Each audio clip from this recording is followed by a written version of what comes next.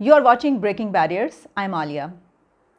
दुनिया का तो नहीं, लेकिन टू सम सर्टन लिमिट हम कह सकते हैं दुनिया का भी, लेकिन इस वक्त इस रीजन का सबसे बड़ा और अहम टॉपिक जिस पे मैं बात करने लगी हूँ।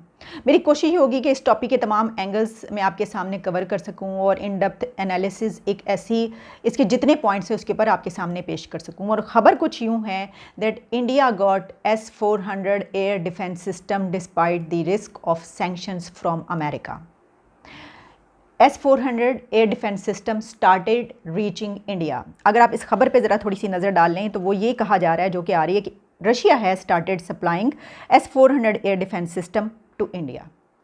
ये S-400 एयर डिफेंस सिस्टम क्या है, इसके क्या फ़ीचर्स हैं, इसका ताल्लुक़ पाकिस्तान, इंडिया, अमेरिका, रशिया से कैसे बनता है, और इसका ताल्लुक़ इस तरीके से भी बनता है कि Pakistan to India, India to America, America to Russia and Russia to India. इन सब कंट्रीज़ के जो आपस के ताल्लुकात हैं, इस पर बहुत गहरा असर पड़ता है इसका। पाकिस्तान इसको अपने लिए क्या एक ख़तरा समझ रहा है और क्या पाकिस्तान इस हवाले से परेशान है, क्या इस पर आवाज़ उठाएगा, हम इस पर भी बात करेंगे। लेकिन सबसे पहले मैं आपको ये बताना चाहती हूँ कि दरअसल ये सिस्टम जो है ये क्या है। This system can engage every aircraft, ballistics and airborne control system eight 400 kilometre, 250 kilometre, 120 kilometre and the shortest range is 40 kilometre. इसके ऊपर कितना स्पेंड किया गया, इंडियन मीडिया की तरफ से जो कोट किया जा रहा है वो है 35,000 करोड़ डॉलर्स बताए जा रहे हैं कि इसके ऊपर स्पेंड किया गया, इसका इतना बजट है। लेकिन जब आप इंटरनेशनल मीडिया में देखते हैं तो वहाँ पर इसका जो बजट बताया जा रहा है, जो स्पेंड किया गया है, वो है कहीं पर $5.43 बिलियन और कहीं पर $5.5 बिलियन कहे गए हैं और कोट किए गए हैं। लेकिन कुछ इंडियन मीडिया इसको $20 बिलियन भी बता रहा है। This deal was formulated in October 2018 and remember in the same year America imposed sanctions on Beijing due to same deal. In October 2018 India formulated this deal and in September 2018 America impose sanctions on Beijing due to this deal. तो अब मैं ये बताना चाहती हूँ कि इसके बावजूद कि एक कंट्री पर सैंक्शंस लगी इस वजह से, लेकिन इंडिया ने ये डील की। इसकी वजह ये है कि सैंक्शंस की भी मैं आपको डिटेल बता देती हूँ कि अमेरिका में एक लेजिस्लेशन है इसके हवाले से जिसको कहा जाता है CAATS। ये अमेरिका में लेजिस्लेशन की गई और इसके हवाले से कहा गया कि पूरी दुनिया में अगर कोई भी इस तरह का बाई करता है, ख़ास तौर पर अगर कोई ख़रीदता है, तो उसके ऊपर पाबंदी लगाई जाएगी, ऐसा कोई भी सिस्टम। इसकी वजूहात क्या है, इस पे मैं बाद में बात करती हूँ। लेकिन ये इसकी आप कह लीजिए कि एक लॉ है अमेरिका में, जिसकी वजह से किसी पर भी सैंक्शंस लग सकती हैं। सिर्फ बीजिंग या चाइना पर ही सैंक्शंस नहीं लगी, बल्कि टर्की पर भी सैंक्शंस लग चुकी हैं। और सिर्फ टर्की पर सैंक्शंस ही नहीं लगी, Washington also remove Turkey from a F-35 fighter jet programme, the most advanced aircraft in the US arsenal. इसके बावजूद टर्की ने भी ये वाला सिस्टम लिया। तो इसका मतलब ये हुआ कि अब टर्की, इंडिया और चाइना, इन सब के पास ये है। एक और बहुत अहम बात जिस पे हम बात किए लेते हैं, और वो ये है कि क्या इंडिया इसको चाइना के ख़िलाफ़ इस्तेमाल करना चाहता है। तो इंडिया की तरफ से जो भी डिटेल सामने आ रही हैं, इंडिया का यही स्टैंस है कि उसने ये सिस्टम चाइना के ख़िलाफ़ अपने मुल्क को डिफेंड करने के लिए लिया है और इसको उन बॉर्डर्स पर, उन प्लेसेस पर डिप्लॉय किया जाएगा कि जहाँ पर चाइना के ख़िलाफ़ अपने मुल्क को डिफेंड किया जा सके। लेकिन ये भी सुनने को मिला, ये भी पढ़ने को मिला, कहा जा रहा है कि इनमें से एक, क्योंकि ये 5 long range surface to air system है, तो इनमें से एक पाकिस्तान और इंडिया के ऐसे बॉर्डर पर डिप्लॉय किया जाएगा कि जहां पर पाकिस्तान के ख़िलाफ़ भी जो है वो इसको इस्तेमाल किया जा सके, इसको यूज़ किया जा सके। तो क्या फिर इस वजह से पाकिस्तान को परेशान होने की ज़रूरत है? क्या पाकिस्तान इसके ऊपर आवाज़ उठाएगा? पाकिस्तान का इसके वाले से क्या स्टैंड होगा? ये तो हम आइंदा जब ऐसा नज़र आएगा तो हम देखेंगे। अभी तो पाकिस्तान अपने अंदरूनी मसलों में बहुत ज़्यादा उलझा हुआ है। सबसे बड़े जो हमारे नॉन इशूज़ हैं वो हमारे इशूज़ बन चुके हैं, आपस की लड़ाइयाँ, आपस की सियासत, अंदर की जो है एस्टैब्लिशमेंट और पॉलिटिशियंस, इस तरह की बहुत सारे हम ऐसे गंभीर मसाइल में हैं। चाइना को जब हम देखते हैं कि उसने ये मिसाइल्स कहाँ पर डिप्लॉय की हैं, तो China has already deployed 2 S-400 in Tibet across Ladakh. India ने ये डिफेंस सिस्टम ख़रीद तो लिया, जाहिर है कि वो ये समझता है कि उसके लिए ये डिफेंस सिस्टम बहुत अहम है, लेकिन क्या इंडिया को इसके कुछ नुकसानात भी हो सकते हैं? क्या इंडिया के लिए ये डेंजरस भी है? एक तो मैंने सैंक्शंस की बात कर दी, पाबंदियों की बात कर दी, लेकिन दूसरी तरफ मैं ये भी बात करूंगी कि कुछ जगहों पर ऐसा भी पब्लिश हुआ, जैसे कि द हिल है, उसमें हमने देखा कि एक आर्टिकल पब्लिश हुआ जिसमें ये कहा गया है that it raises serious obstacles to closer relations between New Delhi and Washington. और ये भी कहा गया कि Quad will suffer due to this deal, Quad will suffer due to this deal. इसकी वजह ये कि आप जानते हैं क्वाड में जापान, ऑस्ट्रेलिया, इंडिया, अमेरिका ये शामिल हैं। तो हो सकता है कि अमेरिका क्योंकि ये नहीं समझता कि किसी मुल्क को ऐसा कोई सिस्टम ख़रीदना चाहिए, तो वो ये कहे कि मैं इसमें से निकल रहा हूँ कार्ड में, या फिर वो इंडिया को उसमें से रिमूव करने की कोशिश करे, या कोई और बात सामने आए। तो देखिए, मैं आपको ये बताना चाहती हूँ कि ये जो उसका मामला है सैंक्शंस का, एक तो ये कि अब अमेरिका ने क्योंकि चाइना और जो टर्की है उसके ऊपर सैंक्शंस इस हवाले से लगाई, उसके ऊपर पाबंदियां लगाई, तो जाहिर है कि अब उससे दुनिया ये कहेगी, ख़ासतौर पर टर्की, चाइना और इस तरह के जो भी कंट्रीज़ हैं वो ये कहेंगे कि क्योंकि हमारे साथ तुमने ये किया था तो अब तुम इंडिया के साथ भी ऐसे करो। और जाहिर है कि वैसे भी अगर उसका ये रूल है तो हो सकता है खुद से ही चाइना ये करे, लेकिन क्या इसमें इंडिया को वेव मिल सकता है? इसमें से इंडिया को वेवर मिल सकता है इसके लिए कि इंडिया पे पाबंदी ना लगाई जाए? अमेरिका ऐसा कुछ सोचे? अच्छा, इसकी रीजंस मैं आपके सामने रखना चाहती हूँ। इसकी वजह यह है कि इस वक्त अमेरिका इंडिया को अपना एक क्लोज अलाई समझता है या बनाना चाह रहा है, क्योंकि पाकिस्तान अमेरिका से दूर हो चुका है।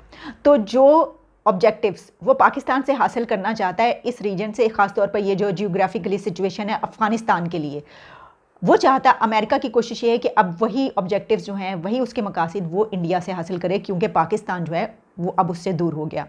तो जाहिर है कि हमने इससे पहले मैंने प्रोग्राम भी किया और हमने ये ख़बर भी पढ़ी और ये बात हुई कि अमेरिका ने इंडिया से ये कहा है कि जो उसकी सरज़मीन है वो उसको ज़मीन को इस्तेमाल करना चाहता है अफ़गानिस्तान पर हमलों के लिए, वहाँ पर बेसिस चाहता है। और इस हवाले से ये भी देखने को मिला कि हो सकता है कि क्योंकि अब इंडिया और अमेरिका के ताल्लुकात बेहतर हो चुके हैं तो जो इंडिया है वो उसको अपनी ज़मीन इस्तेमाल करने दे।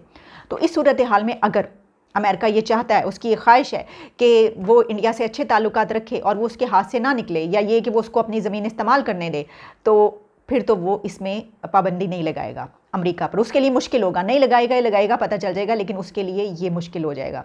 दूसरा ये भी कि रशिया और अमेरिका दो बड़ी सुपर पावर्स, और दोनों ये चाहती हैं कि अमेरिका जो इंडिया है उससे ताल्लुकात बहुत अच्छे रहें। इसकी वजह यह है कि दोनों अपने हथियार इंडिया को बेचना चाहते हैं। देखिए, भारत एक बड़ी इकॉनमी है, भारत एक बड़ा मुल्क है, उसके पास पैसा है, वो इतना बजट स्पेंड कर सकता है। आप इसको इस तरह लीजिए कि एक दुकानदार है और वो अपनी प्रोडक्ट बेचना चाहता है, तो वो एक सेलर है, वो एक ऐसे ही अपने कस्टमर्स ढूंढेगा कि जिसके पास इतना होगा कि वो उसके ऊपर स्पेंड कर सके।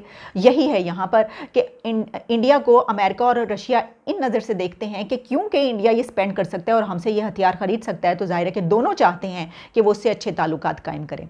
और इस वजह से दोनों में राइवलरी भी है। देखिए, पैसा कितनी बड़ी चीज़ है आपका, अगर आप स्टैब्लिश हैं इकनॉमिकली और आपके पास पैसा है और आपकी बड़ी इकॉनमी है, तो आप सुपर पावर्स के लिए भी ज़रूरत बन जाते हैं। तो ये है सिचुएशन, ये है किस्सा। और इस वजह से जो रशिया और अमेरिका हैं उनके बीच में ख़ासी गर्मा गर्मी भी हो चुकी है। अमेरिका ये इसमें कंसर्न्स अपने कई मरतबा शोर कर चुका है कि कुछ अर्सा पहले हमने इसके ऊपर प्रोग्राम किया था जिसमें अमेरिका ने ये कहा था कि हम इंडिया को मना कर रहे हैं कि ये जो सिस्टम है ये नहीं ख़रीदे, और हमें इसके ऊपर शदीद किस्म के कंसर्न्स हैं।